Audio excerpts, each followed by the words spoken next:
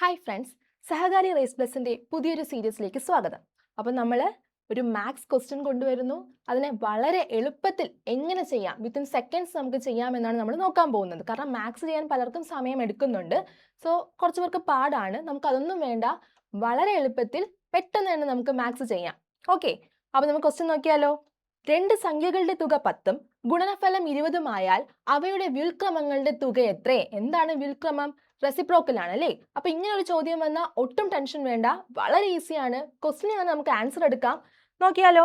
രണ്ട് സംഖ്യകളുടെ തുക 10ഉം ഗുണനഫലം 20ഉം ആയാൽ അവയുടെ വ്യുൽക്രമങ്ങളുടെ തുക എത്രയാണ്? ഒന്നും ചെയ്യാനില്ല. ഈ രണ്ട് ആൻസർ നമുക്ക് തന്നിട്ടില്ലേ?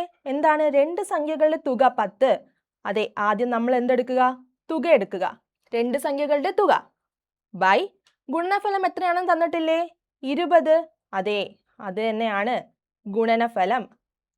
അപ്പൊ എന്താണ് ഇങ്ങനെ ഒരു ചോദ്യം? രണ്ട് സംഖ്യകളുടെ തുകയും തന്ന് ഗുണനഫലവും തന്നിട്ട് വ്യുൽക്രമങ്ങളുടെ തുക ചോദിച്ചാൽ അവിടെ ഒന്നും നോക്കാനില്ല, തുക ബൈ ഗുണനഫലം എടുക്കുക. എന്താണ് തുക ബൈ ഗുണനഫലം? സംഖ്യകളുടെ തുക ബൈ ഗുണനഫലം. എത്രയാണ് ഇവിടെ? തുക നമുക്ക് തന്നിട്ടുണ്ട് 10, ഗുണനഫലം എത്രയാണ്? 20. ആൻസർ വെരി സിമ്പിൾ അല്ലേ? 1/2. നമ്മുടെ PSC ചോദിച്ചിട്ടുള്ള ക്വസ്റ്റ്യൻ ആണ്. എന്താണ്?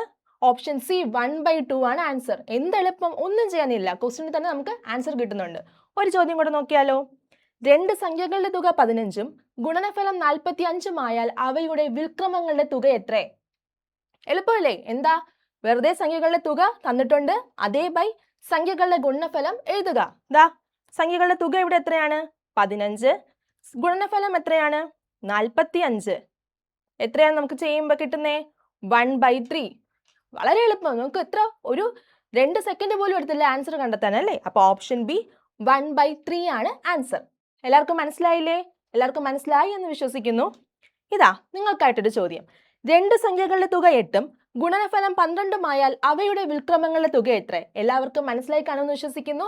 ഉറപ്പായിട്ടും ഇതിന്റെ ആൻസർ നിങ്ങൾ താഴെ കമന്റ് ചെയ്യുക. അപ്പോൾ എല്ലാവർക്കും മനസ്സിലായി. വീണ്ടും നമുക്ക് വേറൊരു ചോദ്യം ഇതുപോലെ എളുപ്പത്തിൽ എങ്ങനെ ചെയ്യാമെന്ന് നോക്കാൻ വീണ്ടും കാണാം. All the best. Thank you.